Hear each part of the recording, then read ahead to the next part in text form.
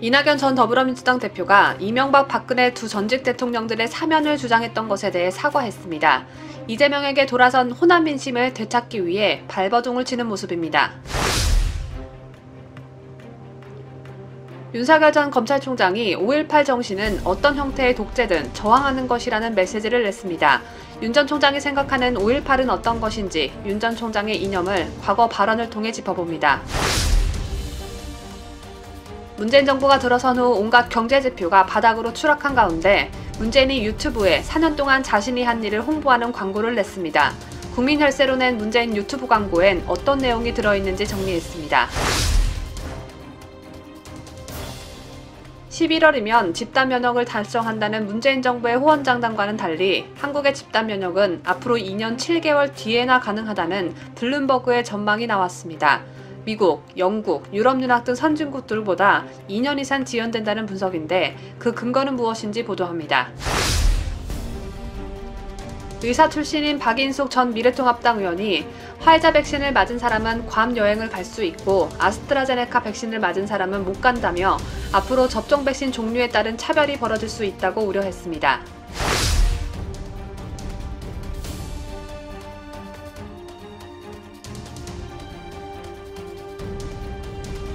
시청자 여러분 안녕하십니까? 뉴스데일리 베스트 미랭커입니다. 올해 1월 초 정치권은 한동안 잠잠해했던 두 전직 대통령 사면론으로 설왕설래가 오갔습니다. 그 화두는 이낙연 대표가 던졌는데 전직 대통령에 대한 사면론을 꺼내자 이 대표를 향한 민주당 내 반발이 만만치 않았습니다. 일부 극성당원 중심으로 지지철에는 물론 사퇴의 목소리까지 나왔었죠. 여기에 당 일부 국회의원들까지 반대 뜻을 내비쳤습니다. 이에 머쓱해진 이낙연은 국민 공감대와 당사자 반성이 중요하다라며 한 발 뺐고 이 논란은 점점 사그라들어섰는데요. 여러분 아시다시피 사면권은 대통령이 가진 고유 권한입니다. 누구를 사면하든 반대급부는 있을 수밖에 없고 이 반대급부를 설득하는 일 또한 대통령의 정치력이죠. 즉 사면은 결단의 문제이지 절차의 문제가 아니란 얘기입니다. 이낙연은 사면론을 거론하며 국민통합을 말했습니다. 통합은 문재인 정권 들어 심각해진 이념에 따라, 진영에 따라, 세대에 따라, 성별에 따라 갈기갈기 찢어진 대한민국에서 지금 당장 필요한 핵심 키워드입니다. 하지만 이낙연의 사면론 발언은 결과적으로 갈등을 더 심화시켰고 논란의 불씨만 제공했습니다.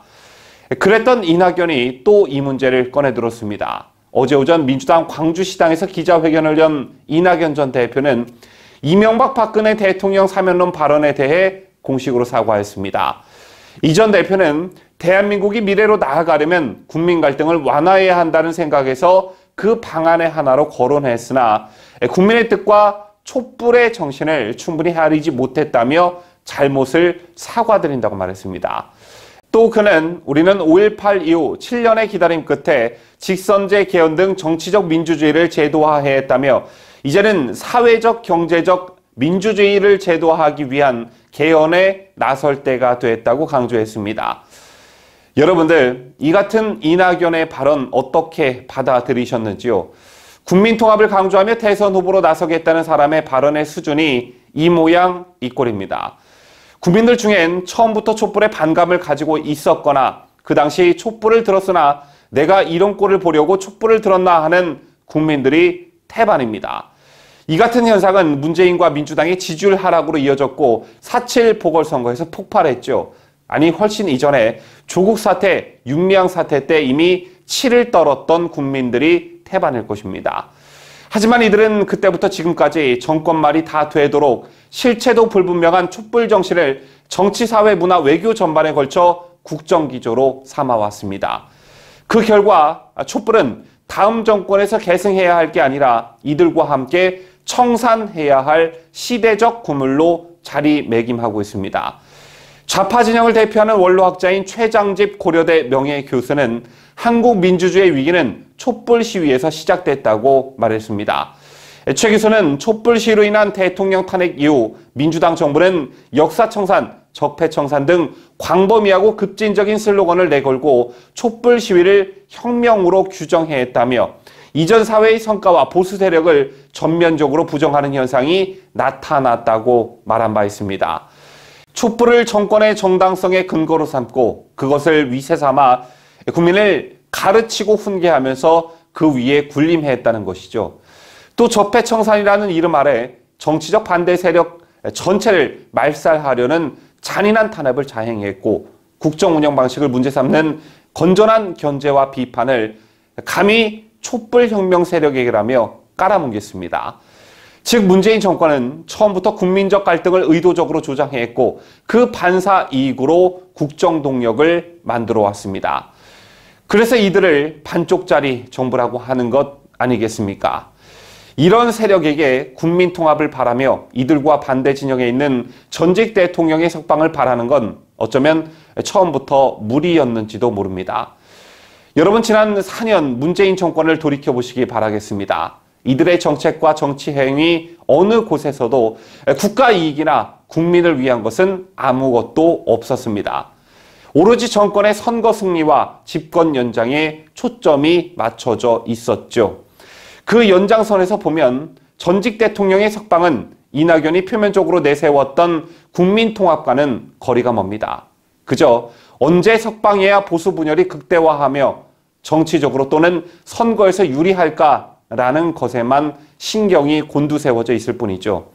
이낙연은 통합을 거론하기 전에 지금까지 국민을 분열시킨 세력이 분열시킨 것이 과연 누구냐, 어느 세력이냐라는 질문에 먼저 답해야만 합니다.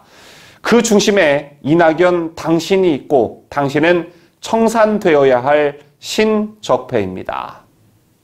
윤석열 전 검찰총장이 다가오는 5월 18일을 맞아 5.18에 대한 메시지를 냈습니다. 광주 묘지를 윤석열 전 총장이 직접 참배하는 방안도 검토했다고 전해지는데 일단 메시지를 내는 쪽을 택한 것으로 보여집니다.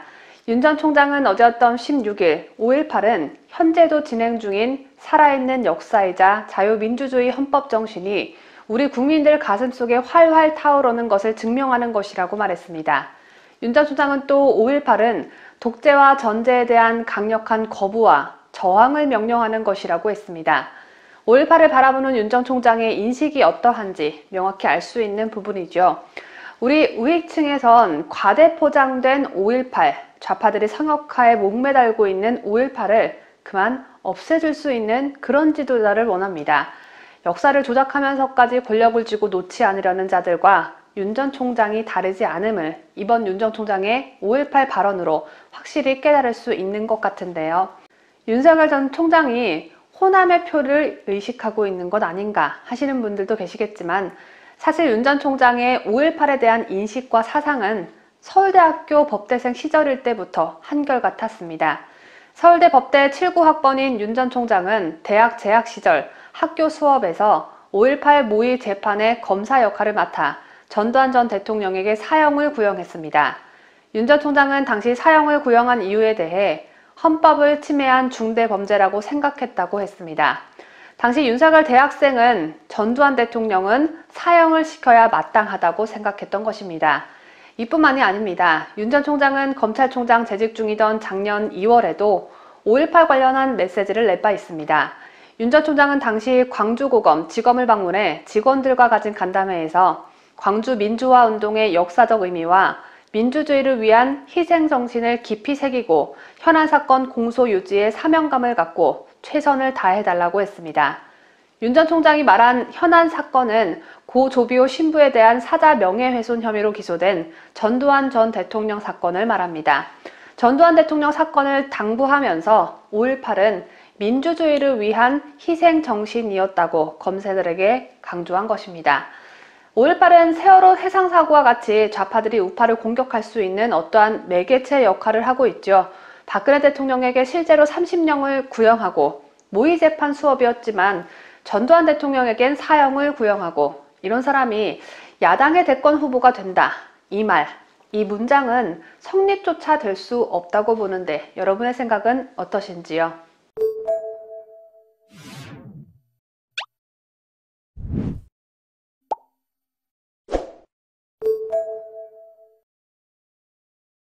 고위공직자 범죄수사처가 문재인 가족과 관련해 허위 사실을 폭로했다는 혐의로 고발된 국민의힘 곽상도 의원에 대한 사건을 검찰로 넘겼습니다. 16일 동아일보 취재를 종합하면 공수처는 대깨문으로 추정되는 시민단체가 곽상도 의원을 명예훼손 혐의 등으로 고발한 사건을 최근 대검찰청으로 이첩했습니다. 공수처 관계자는 명예훼손 사건은 공수처의 수사 범위에 해당하지 않는다고 설명했습니다. 명예훼손 사건이 애초에 공수처로 갔다는 사실은 마치 자다가 봉창 두드리는 소리를 듣는 것과 흡사한 듯합니다. 공수처법은 대통령과 국회의장, 대법원장, 헌법재판소장, 국무총리, 중앙선거관리위원장 등과 국회의원 등의 범죄를 수사 대상으로 정하고 이들이 재직 도중 저지른 뇌물수수, 직권남용, 공무상 비밀 누설 혐의 등 직무범죄로 수사 대상이 정해져 있습니다. 앞서 곽상도 의원은 지난 2월 문재인과 똑 닮은 아들 문준용이 서울문화재단으로부터 코로나 피해 예술인 지원금을 특혜 수령했다는 의혹을 제기했습니다. 지난해 1월에는 문재인의 딸 문다혜 가족의 태국 이주 의혹을 제기하면서 문재인 외손자가 한 해 학비 4천만 원인 태국 국제학교에 다니고 있다고 공개했습니다. 이에 좌파 시민단체는 올 2월 악의적으로 스토킹에 가깝게 사생활을 침해하고 있다며 곽 의원을 허위사실 적시에 따른 명예훼손 등의 혐의로 공수처에 고발하는 공수처법을 돼지 콧구멍만큼도 모르는 무식함을 선보였습니다. 명예훼손 고발을 공수처의 한 시민단체들에게 전합니다. 국회의원은 국익과 국민의 삶을 우선시해야 하는 의무를 지니고 있습니다. 국회의원이 괜히 국회의원이겠습니까? 만약 대통령 자식들이 아빠 이름 팔아가며 어떠한 이득을 챙긴 정황이 있다면 그 의혹이 의혹으로 남지 않도록 당연히 문제 제기를 해야 하는 게 맞는 겁니다. 당신들은 당신들이 열심히 일해 벌어서 낸 세금이 문재인 가족에게 쓰이는 것이 하나도 아깝지 않겠지만 이 나라엔 그렇지 않은 국민들이 훨씬 더 많다는 것을 명심하길 바랍니다. 조국이와 추미애가 5월 15일 스승의 날을 맞아 자신들이 받은 케이크를 각각 공개했습니다. 그런데 좀 이상한 점이 많아서 갖가지 의문이 제기되고 있는 상황입니다. 우선 이 둘이 공개한 케이크에 받는 이의 이름이 새겨진 부분, 조국 그리고 추미애, 이 이름만 다를 뿐 나머지는 똑같습니다. 이 둘의 제자들이 같은 제자들인 걸까요? 조국은 서울대학교 법학전문대학원 교수라서 스승에 해당되지만 추미애는 스승에 해당하는 일을 한 경력이 없습니다. 그런데 어쩜 이렇게 둘이 똑같은 케이크를 받은 건지 참 미스터리한 일이 아닐 수 없습니다. 더욱이 조국은 서울대학교에서 해마다 진행하는 부끄러운 동문 투표에서 2년 연속 1등을 한 사람인데 이런 자에게 감사의 케이크를 보내는 제자는 없을 거라는 것이 중론입니다. 감방에 갇혀있는 부인 면회는 한 달에 몇 번이나 가는지 궁금한 조국은 지난 15일 자신의 SNS에 학교로 돌아가지 못하고 있는 선생이 맞이하는 스승의 날입니다. 라며 자신이 받은 3단 케이크 사진을 게재했습니다. 같은 날 추미애도 민생개혁과 검찰개혁을 응원해온 분들께서 딴지 게시판을 통해 스승의 날 특별히 소중하고 각별한 마음으로 꽃과 케이크, 떡을 보내주시니 잊지 않겠다며 사랑합니다, 존경합니다 라는 조국과 마찬가지로 3단 케이크 사진을 자신의 SNS에 올렸습니다. 딴지 게시판은 김어준이 주도해 만든 딴지일보의 게시판을 뜻합니다. 이들이 받은 케이크는 둘 다 모두 3단 케이크로 1단은 빨간색으로 스승의 날, 2단은 검은색으로 케이크를 받는 이들의 이름, 3단은 빨간색으로 감사합니다가 동일하게 적혀 있었습니다. 이건 누가 봐도 한 사람이 보낸 것으로 보여지죠. 보낸 이가 누군지는 모르겠지만 스승의 날이 어떤 날인지 스승의 뜻은 알고는 있는 건지 참 궁금하네요. 한편 조국은 해당 게시글을 하루도 지나지 않아 바로 삭제했습니다. 추미애가 검찰개혁을 응원해온 분들이라고 말하는 바람에 조국은 자신을 스승으로서 존경하는 진짜 제자가 아닌 일반 시민이 보낸 케이크라는 게 들통나서 불이 나게 삭제한 것으로 추정됩니다. 이 둘의 어처구니 없는 쇼를 언제까지 봐야 할까요? 이 둘의 빠른 구속을 간절히 염원하게 되는 소식이었습니다. 한국 리서치 등 4개 여론조사 기관이 지난 10일에서 12일까지 전국만 성인 이상 남녀 1,003명에게 문재인이 그동안 잘한 일이 무엇인가 라고 물은 결과 35%가 잘한 일이 없다고 응답해 가장 많은 수치를 나타냈습니다. 문재인 정권 입장에서는 정말 부끄러운 일이 아닐 수 없는데요. 이런 가운데 문재인 정부 4년간 한국의 삶의 질 지표가 크게 떨어진 것으로 나타났습니다. 정권 출범 때 전 세계 상위 30% 안에 들던 삶의 질 지표가 4년 만에 중위권으로 낮아졌다는 글로벌 통계 사이트의 조사 결과가 나왔습니다. 개발도상국인 남아공이나 루마니아보다 삶의 질 수준이 낮아진 것인데 박근혜 정부 땐 어땠을까요? 강혜국 기자가 보도합니다. 지난 16일 글로벌 통계 사이트 넘베오에 따르면 2021년 한국의 삶의 질 지표는 130.02를 기록했습니다. 평가 대상국 83개국 중 42위로 딱 중위권에 속하는 수준입니다. 넘베오는 구매력, 소득 대비 주택가격 비율, 생활비, 오염, 안전 등 각종 지수를 평가해 삶의 질 지표를 구합니다. 한국 바로 위에는 남아공 39위, 루마니아 40위, 푸에르토리코 41위가 자리 잡고 있습니다. 참고로 남아공과 루마니아는 1인당 국민소득이 각각 한국의 15%, 43% 수준의 개발도상국입니다. 문재인 정부가 출범한 2017년만 하더라도 한국은 162.49로 67개국 중 22위, 상위 30% 수준이었습니다. 불과 4년 만의 지표는 30포인트 떨어지고 순위는 상위권에서 중위권으로 강등된 것입니다. 박근혜 전 대통령 임기 동안의 한국은 2013년 23위에서 2016년 21위로 2단계 상승했습니다. 특히 이 기간 동안 구매력 지표가 95.57에서 120.64로 크게 오른 것이 전체 순위를 밀어올리는 역할을 했습니다. 2016년 한국이 21위를 차지했을 당시 20위는 아일랜드, 22위는 체코, 23위는 이스라엘이었습니다. 자유대한민국을 수호하는 뉴스데일리 베스트 강혜국입니다. 시간이 가면 갈수록 문재인 정권의 무능이 각종 데이터로 드러나며 박근혜 이명박 정부 때와 비교당하는 일이 빈번해지고 있죠.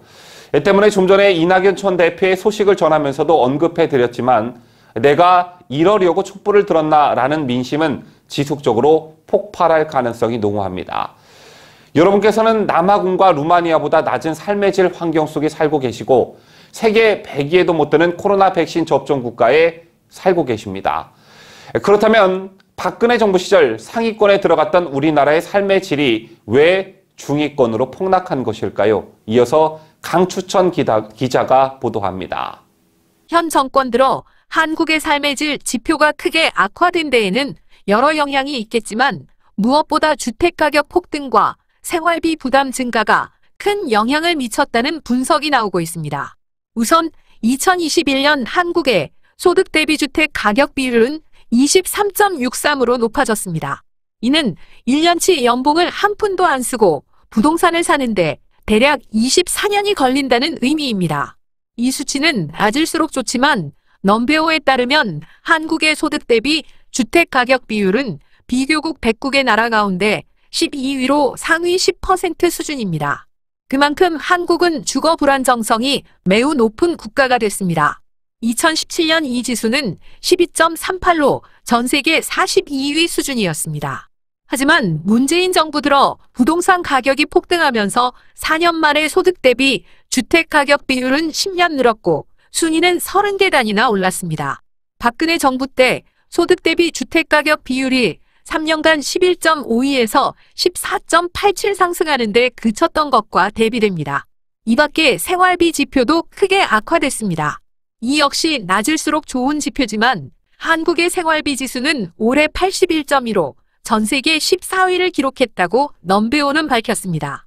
생활비 지수는 뉴욕시를 100 기준으로 환산하는데 외식비, 소비재 가격, 식료품 가격 등은 포함되고 주택 비용은 제외됩니다.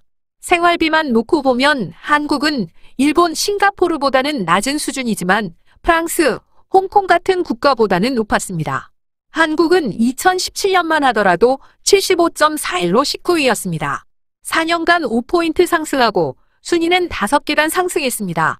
박근혜 대통령 임기 동안에는 순위는 35위에서 22위로 크게 뛰었지만 수치는 80.44에서 73.18로 떨어져 생활비 부담은 오히려 완화됐습니다. 문재인은 과거 새정치민주연합 대표 시절 박근혜 정부가 서민 경제를 파탄냈다고 주장했지만 실제 민생 성적표는 개판이었다는 게 데이터로 입증됐다는 분석이 나옵니다.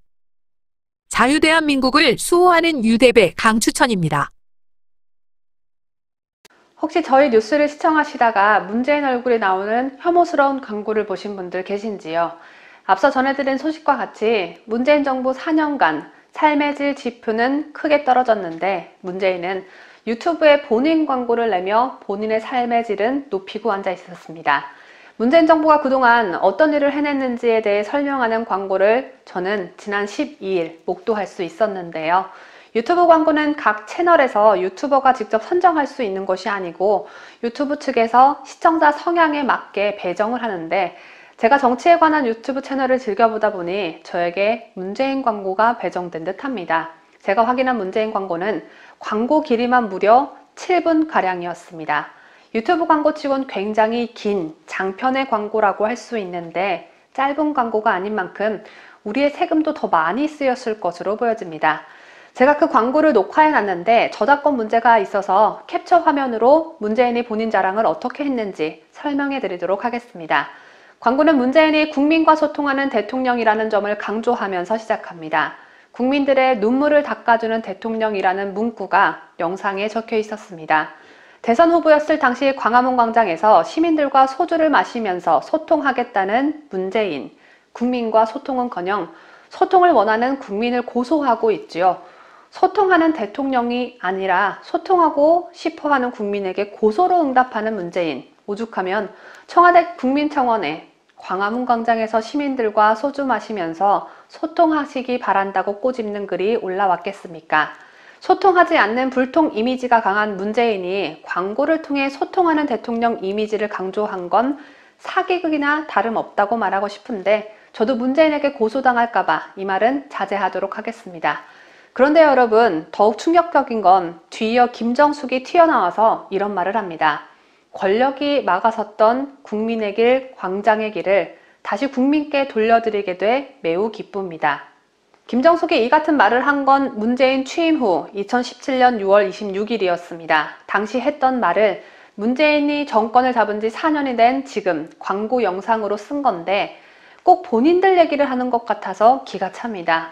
전혀 막혀있지 않았던 광장의 길, 그래서 사람들이 촛불을 들고 나와 박근혜 대통령이 탄핵되기까지 했는데 그랬던 광장의 길을 오히려 문재인이 권력을 잡은 후 발도 못 붙이게 막아놨죠.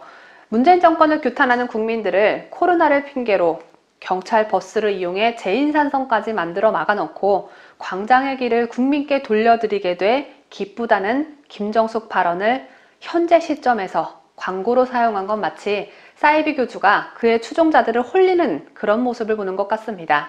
범죄 스릴러 영화 한 편과도 같은 문재인 광고에서는 문재인이 5.18 기념식에 참석했을 당시 한 연설과 독도 소방구조 헬기 순직 소방항공대원의 합동 연결식, 국군 간호사관학교 제61기 졸업 및 임관식 등 장면을 차례대로 나열하며 한 명의 주인공보다 모두가 함께 서는 우리라는 점을 내세웠습니다.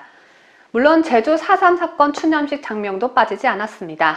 그런데 천안함 폭침을 비롯한 서해 수호의 날 장면은 볼 수 없었습니다. 나라를 지키다 목숨을 잃은 우리 장병들은 문재인 광고에서 강조한 모두가 함께 서는 우리가 될 수 없는 건지요.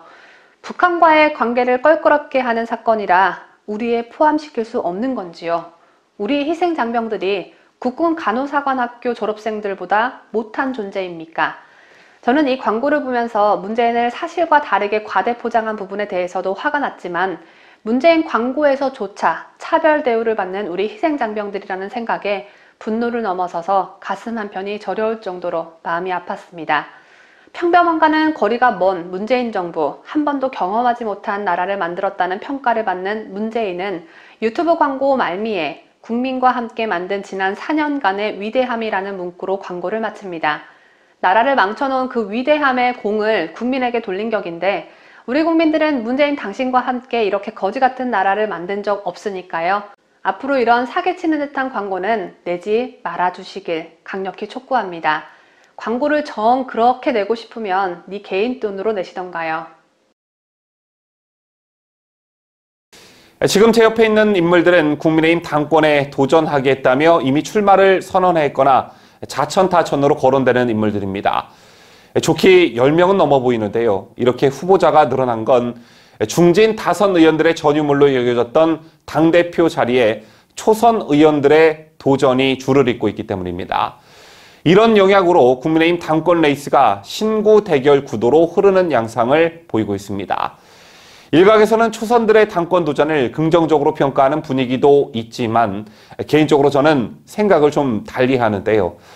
당의 지도부, 즉 최고위원회 초선 의원들이 들어가 중진들과 신구 조합을 이루는 것은 바람직한 현상이라고 생각하지만 당대표는 차원이 다른 얘기입니다.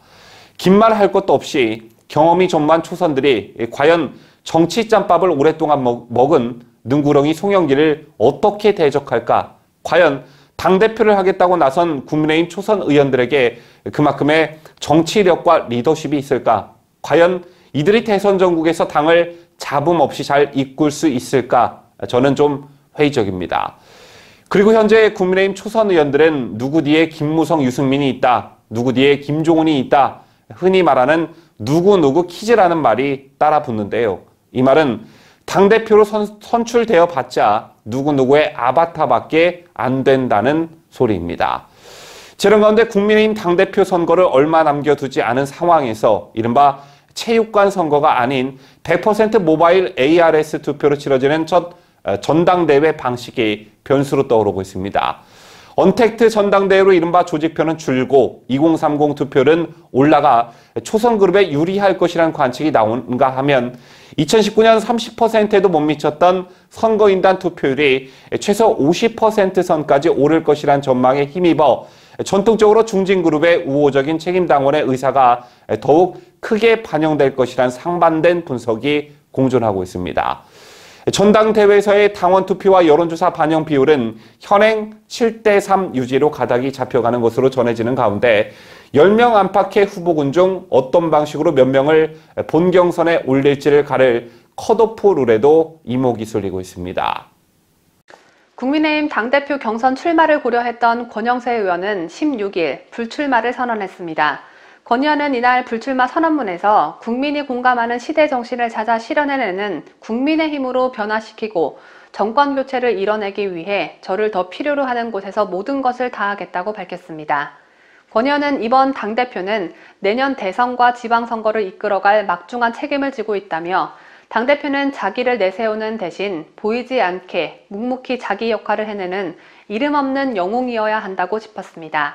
이어 패기와 경험 어느 하나만으론 막중한 소임을 다하기 어렵다면서 아쉽게도 최근 우리의 모습은 한참 부족하다, 치열하지만 아름다운 경쟁 대신 세대 갈등, 지역 갈등, 거친 말들로 채워지는 전당대회는 국민들의 불신과 당원들의 좌절만 더 키우게 될 것이라고 우려했습니다. 최근 당내에서 불거진 초선과 중진 간 대결 구도, 영남당을 둘러싼 견해차, 홍준표 무소속 의원의 복당 관련한 언쟁 등을 간접적으로 언급한 것으로 풀이됩니다.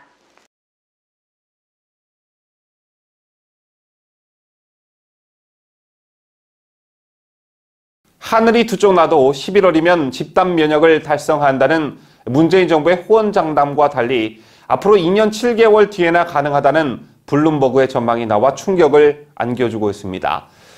그러나 방역당국은 이 같은 보도에 대해 현재와 같은 속도로 코로나 백신 예방접종이 진행될 경우에 해당된다는 전망치여서 사실과 다르다고 반박하고 있는데요.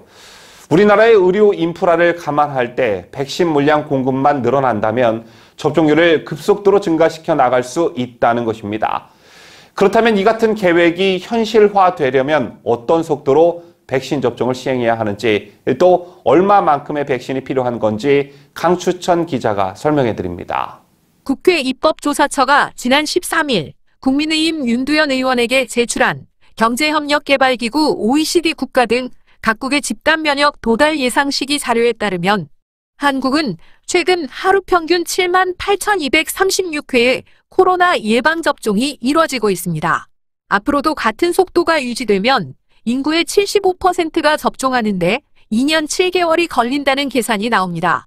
이는 블룸버그가 각국의 백신 접종 상황을 집계해 공개하는 코로나19 추적기 자료를 바탕으로 한 결과인데요. 이 결과에 따르면 미국과 영국은 3개월, 독일, 이탈리아, 스페인, 캐나다, 덴마크, 스웨덴 등은 4개월, 싱가포르, 포르투갈, 핀란드, 스위스, 프랑스 등은 5개월이 소요될 전망입니다.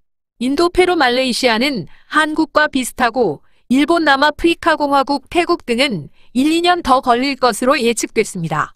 우리나라가 하루 확진자만 30만 명을 넘는 인도와 비슷한 전망치라는 점에서 충격적입니다. 하지만 방역 당국은 앞으로 6개월 뒤인 11월 집단 면역 달성을 목표로 하고 있습니다. 문재인도 지난 10일 취임 4주년 기자회견에서 코로나와의 전쟁에서 끝이 보이기 시작했다며 집단 면역 달성 목표를 당초 계획보다 앞당길 것이라고 호언장담했는데요. 문제는 백신 수급입니다. 실제로 백신 수급만 제대로 될 경우 한국의 의료 인프라에서는 접종에는 전혀 문제가 없다는 것이 의료계의 정설입니다. 하루 150만 명까지도 가능하다는 예측도 나오고 있는데 문재인이 회견에서 약속한 9월까지 전체 국민 70% 1차 접종이라는 목표를 달성하기 위해서는 이미 1차 접종을 완료한 370만 명을 제외하면 3,240만 명이 넉 달 동안 백신을 맞아야 하는데 하루에 약 27만 명이 맞아야 한다는 계산에 도달하게 됩니다. 자유대한민국을 수호하는 유대배 강추천입니다. 백신을 맞았다면 실내외 모두에서 마스크를 쓰지 않아도 된다는 보건당국의 발표 이후 미국은 정상 복귀에 속도를 내는 모습입니다. 식당은 평소보다 많은 사람들로 붐볐고 철저히 마스크를 쓰던 종업원들도 마스크를 이제 벗기 시작했는데요. 지금 보시는 화면이 마스크를 벗기 시작한 미국의 모습입니다. 보시다시피 식당 야외 자리는 빼곡히 찼고 전날까지만 해도 철저히 마스크를 착용해야 했던 식당 종업원들도 이제는 마스크를 벗었습니다. 이에 식당 운영자 등 자영업자들은 이제 정상으로 돌아갈 때라며 노 마스크 지침을 반겼습니다.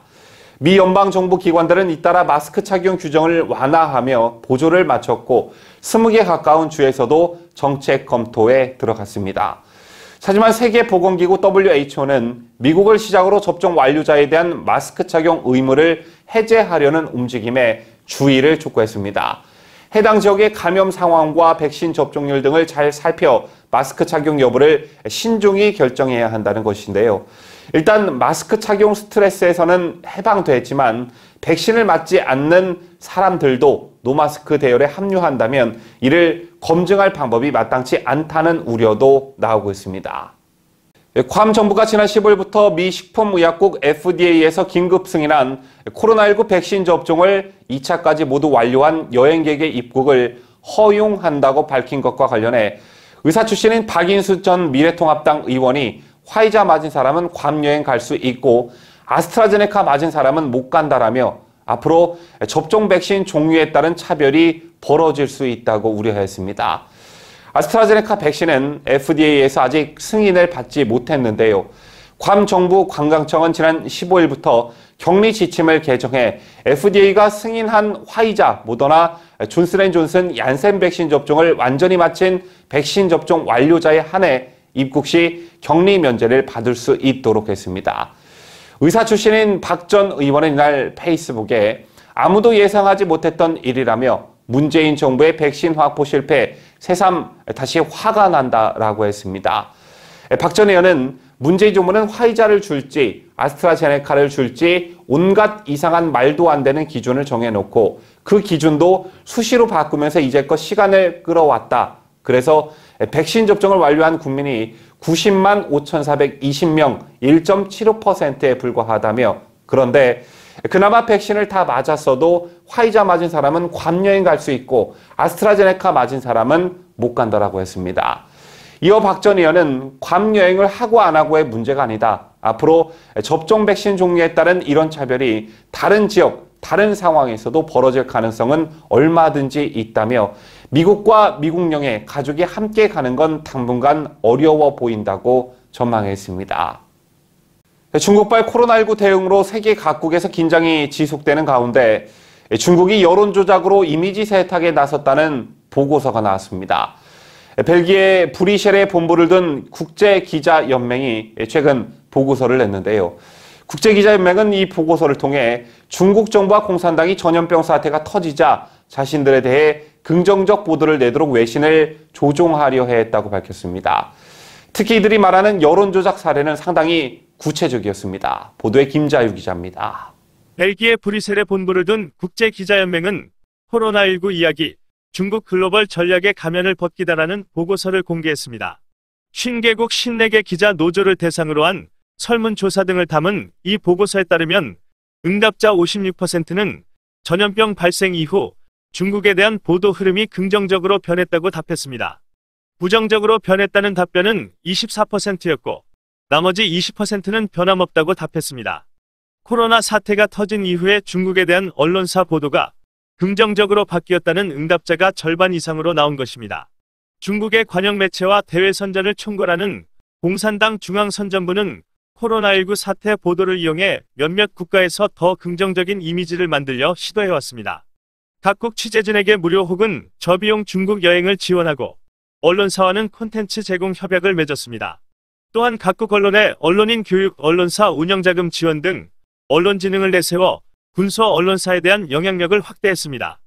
실제 응답자 3분의 1은 자신이 몸담은 언론사가 중국 정부 및 기관과 양해각서를 체결했다고 답했습니다.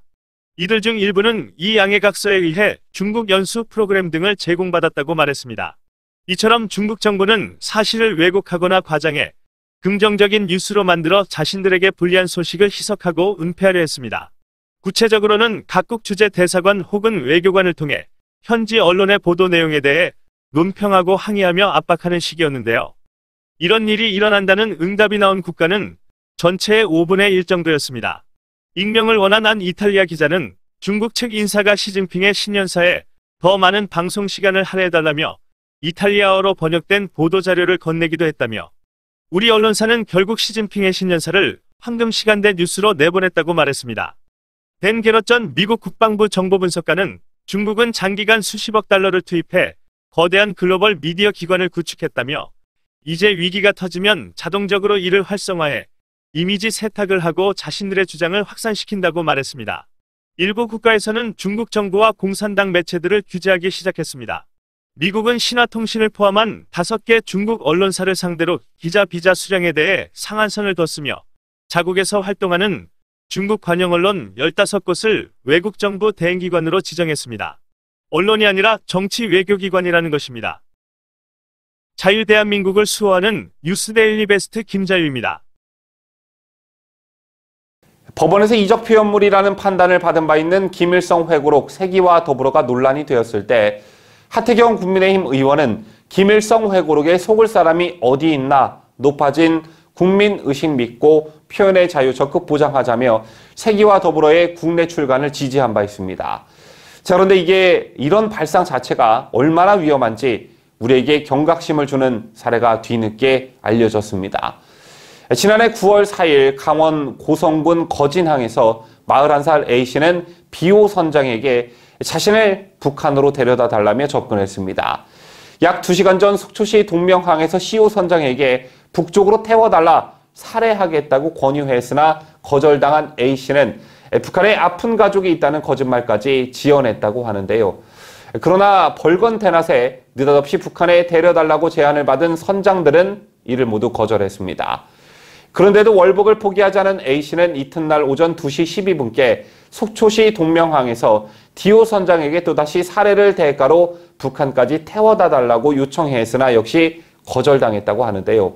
울산에서 어머니와 함께 살았던 A씨는 사회와 직장 생활에 적응하지 못했고 잦은 이적으로 지인, 가족들과 멀어지게 된 그는 2018년 북한 사회에 관심을 가지면서 그 체제에 동조했다고 합니다.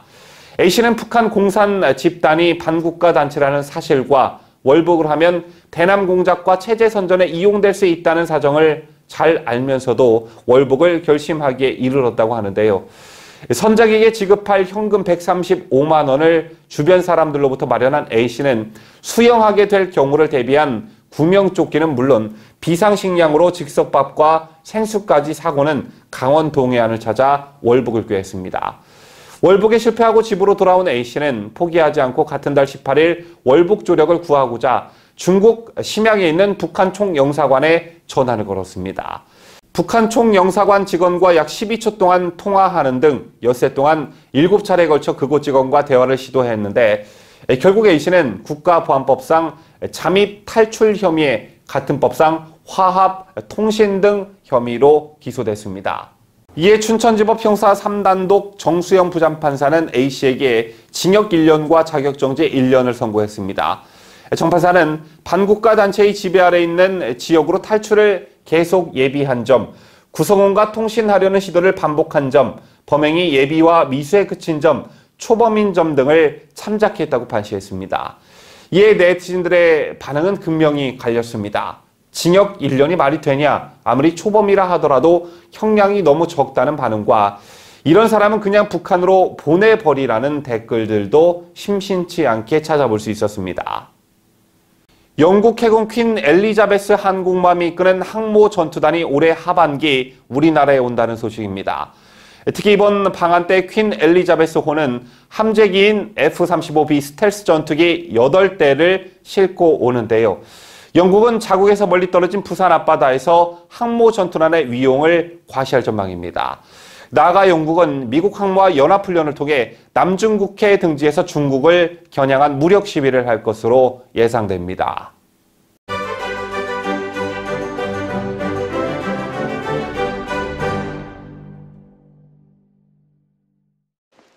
저희가 준비한 소식은 다 전해드렸습니다. 지난 금요일 종합뉴스 영상에 구독자 여러분께서 남겨주신 소중한 댓글을 소개합니다. 먼저 김인수님께서 이 정권이 들어선 후론 성 문제가 무지하게 많이 생기네. 좌파 윗대가리가 그러니 밑에서도 따라하나? 라며 국정원 고위 간부들의 직원 성추행 소식에 대한 글을 남겨주셨습니다. 다음으로 언론지필님께서는 박병석, 날치기가 국익에 부합하냐? 네 정부에 대령통이나 총리는 없는 게 국익에 부합한다 라며 김부겸 국무총리 인준안 처리를 야당 투표 없이 밀어붙인 박병석 국회의장에 대한 글을 남겨주셨습니다. 박병석 국회의장은 국무총리 자리가 오랫동안 공석인 것은 국익에 부합하지 않는다고 했죠. 언론지필님의 말씀대로 이 정부에선 총리고 장관이고 전부 다 그냥 다 공석으로 비워두는 게 국가의 이익에 도움되는 일 같습니다. 오늘 소개해드린 김인수님과 언론지필님 외에도 댓글 남겨주신 모든 분들께 감사하다는 말씀 드립니다. 2021년 5월 17일 월요일 오늘 뉴스 영상에도 여러분의 의견과 응원의 댓글 많이 남겨주십시오. 저는 내일 오전 7시에 다시 찾아뵙겠습니다. 끝까지 함께 해주신 여러분 대단히 고맙습니다. 뉴스데일리 베스트는 구독자 여러분의 소중한 구독료를 운영합니다. 여러분의 자발적 구독료 참여를 기다립니다.